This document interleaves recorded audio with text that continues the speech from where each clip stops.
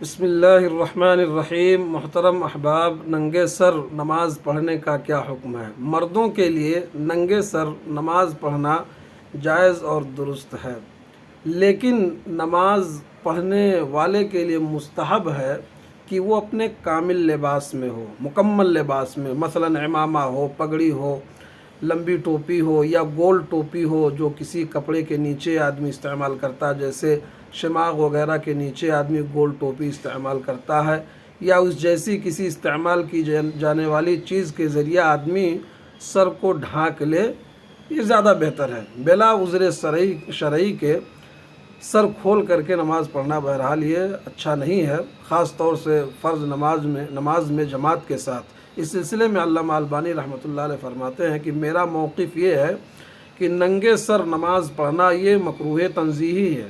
ایک مسلمان کے لیے مکمل طور پر اسلامی ہیئت، اسلامی وضاقتہ میں نماز ادا کرنا یہ زیادہ اچھا ہے۔ اس سلسلے میں بطور دلیل وہ ایک حدیث پیش کرتے ہیں، کہتے ہیں ان اللہ احق ان یتزین لہ، اللہ تبارک و تعالیٰ زیادہ حق رکھتا ہے کہ اس کے لیے زینت اختیار کیا جائے۔